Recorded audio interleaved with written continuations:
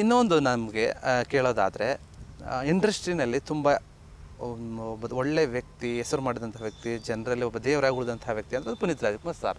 ನೀವು ಅವರ ಸಿನಿಮಾದಲ್ಲಿ ಕೂಡ ಆ್ಯಕ್ಟ್ ಮಾಡಿ ಜೇಮ್ಸಲ್ಲಿ ಮಾಡಿ, ಅದು ಕೊನೆಯ ಸಿನಿಮಾ ಅವ್ರದ್ದು. ಹೌದು.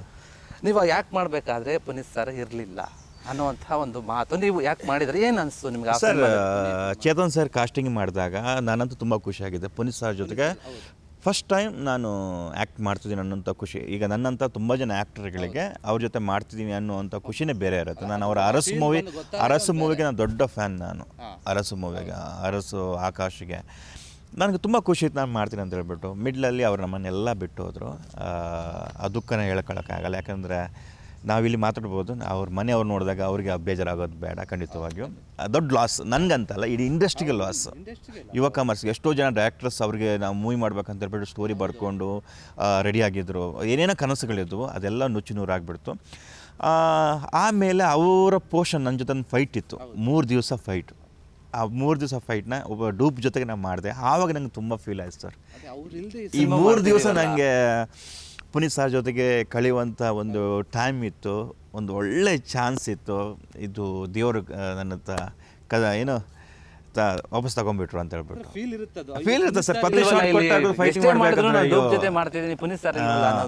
ಅಂದ್ರೆ 3 ದಿವಸ ಫೈಟ್ಸ್ ಅಂದ್ಕೋಬಿಡಿ ನೀವು. ಅಂದ್ರೆ 24, 48, 70 ಗಂಟೆ ಒಂದೊಂದು ನಿಮಿಷ ನಮಗೆ ತುಂಬಾ ಇಂಪಾರ್ಟೆಂಟ್, ತುಂಬಾ ಹೆಮ್ಮೆ ಕೊಡುತ್ತೆ ಅಂತ. 72 ಗಂಟೆ ಸ್ಪೆಂಡ್ ಮಾಡುವಂತ ಒಂದು, ಅದ್ರಲ್ಲಿ ಏನಿಲ್ಲ ಅಂದ್ರೆ ಒಂದು 34 hours ನಾನು ಸ್ಪೆಂಡ್ ಮಾಡುವಂತ ಟೈಮ್ ಇತ್ತು. ನನ್ಗನ್ಸಬೇಕು ನಿಮ್ಮ ಲೈಫಲ್ಲಿ ಅದೊಂದು ದೊಡ್ಡ ಲಾಸ್ ಅಂತ. ತುಂಬಾ ದೊಡ್ಡ ಲಾಸ್ ಸರ್. ನಿಮ್ಮ ಒಂದು ಕೆರಿಯರ್ಗೂ ನಾನಾದ್ರೆ ಒಂದು ಮುಹೂರ್ತದಲ್ಲಿ ಅವ್ರನ್ನ ಪಕ್ಕದಲ್ಲಿ ನೋಡಿದ್ದೆ, ನಮಸ್ತೆ ಮಾಡಿದ್ದೆ. ಇನ್ನು ಎಷ್ಟೋ ಜನ ಆರ್ಟಿಸ್ಟ್ ಅವ್ರನ್ನ ಮೀಟ್ ಮಾಡ್ಬೇಕಂತಿದ್ರು, ಎಷ್ಟೋ ಜನ ಅವ್ರನ್ನ ಸಿಗ್ಬೇಕಂತಿದ್ರು, ಅವರಿಗೆಲ್ಲ ಲಾಸ್ ಅಲ್ವಾ ಸರ್? ಖಂಡಿತ ಖಂಡಿತ. ನಾನು ಅದ್ರಲ್ಲಿ ಚಿಕ್ಕದಾದ ಒಂದು ಏನೋ ಲಕ್ಕಿ ಪರ್ಸನ್ ಅಂತ ಹೇಳ್ತೀನಿ ನಾನು. ಆ ಒಂದು ಚಿತ್ರದ ಭಾಗ ಆಗಿರೋದಕ್ಕೆ, ಚಿತ್ರದ ಭಾಗ ಆಗಿರೋದಕ್ಕೆ, ಮುಹೂರ್ತದಲ್ಲಿ ಅವರನ್ನ ಪಕ್ಕದಲ್ಲಿ ನೋಡಿರೋದಕ್ಕೆ, ಚಿಕ್ಕದಾಗಿ ಮಾತಾಡಿಸೋದಕ್ಕೆ ಒಂದು ಚಿಕ್ಕ ಲಕ್ ಅಂತ ಹೇಳ್ಬೋದು ಸರ್. ಅಂದರೆ ಈಗ ಇದು ಒಂದು ಕಡೆ ಆದರೆ ರೀಸೆಂಟಾಗಿ ನಿಮ್ಮ ಒಂದು ಸ್ನೇಹಿತನ ಕಳ್ಕೊತೀರಾ ನೀವು, ಸಂತೋಷ್. ಅವ್ರ ಬಗ್ಗೆ ಏನು ಹೇಳ್ತೀರಾ ಸರ್? ಹೆಲ್ತ್ ಇಶ್ಯೂಯಿಂದ ಅವ್ರ ನಮ್ಮನ್ನೆಲ್ಲ ಬಿಟ್ಟು ಹೋಗಿದ್ದಾರೆ. ತುಂಬ ಒಳ್ಳೆ ವ್ಯಕ್ತಿ. ನಾವು ಎಲ್ಲೇ ಸಿಕ್ಕಿದಾಗ ನಮ್ಮ ಜೊತೆಗೆ ವರ್ಕ್ ಮಾಡಿಲ್ಲ, ಆದರೆ ಎಲ್ಲೇ ಸಿಕ್ಕಿದಾಗ ಒಂದು 10-15 ನಿಮಿಷ ಕೂತು ಮಾತಾಡಿ, ಮುಂದೆ ಯಾವುದಾದ್ರು ಜೊತೆಗೆ ಮಾಡೋಣ, ನಾವು 2-3 ಪ್ರಾಜೆಕ್ಟ್ ನಡೀತಾ ಇದೆ, ಮಾತುಕತೆ ನಡೀತಾ ಇದೆ, ಹೇಳ್ತೀನಿ, ಸಿಗೋಣ, ಮಾಡೋಣ, ನೀವು ಚೆನ್ನಾಗಿ ಆ್ಯಕ್ಟಿಂಗ್ ಮಾಡ್ತೀರಾ, ನಿಮ್ಮ ಸಲಗ ನೋಡಿದ್ದೀನಿ, ಜಮಲಿಗುಡ್ಡ ನೋಡಿದ್ದೀನಿ, ಗೌಳಿ ನೋಡಿದ್ದೀನಿ ಅಂತ ಎಲ್ಲ ಮಾತಾಡ್ತಾಯಿದ್ರು. ಒಂದು ಒಳ್ಳೆ ರ್ಯಾಪ್ ಇತ್ತು. ಜೊತೆಗೆ ವರ್ಕ್ ಮಾಡೋಣ ಅಂತ ಕೂಡ ನಾವು ಮಾತಾಡ್ಕೊಂಡಿದ್ವಿ. ಈಗ ನಮ್ಮ ಜೊತೆ ಇಲ್ಲ. ಸೊ ಎಲ್ಲೇ ಇರಲಿ, ಮತ್ತೆ ಹುಟ್ಟಿ ಬನ್ನಿ ಬ್ರದರ್, ಮತ್ತೆ ಫಿಲ್ಮ್ ಇಂಡಸ್ಟ್ರಿಗೆ ಬನ್ನಿ, ಮತ್ತೆ ಹೀರೋ ಆಗಿ ನಿಂತ್ಕೊಳ್ಳಿ, ಒಳ್ಳೆ ಚೆನ್ನಾಗಿರೋ ಮೂವಿನ ಮಾಡ್ಕೊಂಡು ಹೋಗಿ. ಬ್ಯಾಕ್ ಟು ಬ್ಯಾಕ್ ನಿಮಗೆ ಸ್ವಲ್ಪ ಬೇಜಾರಾದ ಕ್ವಶನ್ ಈ ಕ್ವಶನ್ಗೆಲ್ಲ ನಾವು ಅದು ಯಾರದೇ ಆಗಿರಲಿ, ಆ ಮಾತು ನಿಮ್ಗೆ ಖುಷಿಯಿಂದ ಬರಲ್ಲ. ಯಾಕಂದರೆ ಆ ವ್ಯಕ್ತಿ ನೆನಪಾಗ್ತಾರೆ, ಅವ್ರ ಜೊತೆ ಮಾತಾಡೋಂಥ ಮಾತುಗಳಾಗಿರ್ಬೋದು, ಪಟ್ಟ ಕಣ್ಮುಂದೆ ಬಂದಾಗ ಅವ್ರಿಲ್ಲ ಅನ್ನೋಂಥ ಭಾವನೆ ಬಂದೆ.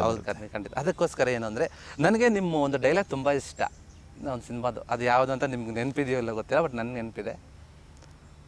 ವರ್ಲ್ಡಲ್ಲಿ ಎಷ್ಟೇ ಕಲರ್ ಇದ್ರು ಸಲಗದೆ ಅಂಡರ್ ವರ್ಲ್ಡಲ್ಲಿ ಅದು ಮಾಸ್ಟರ್ ಸರ್ ಬರ್ದಿದ್ರು ನೋಡಿ. ಅದು ಏನು ಮೀನಿಂಗ್ ನನಗೆ ಆ ಡೈಲಾಗ್ನ ಈಗ ನಿಮ್ಮಿಂದ ಕೇಳಬೇಕು ಅಂತ.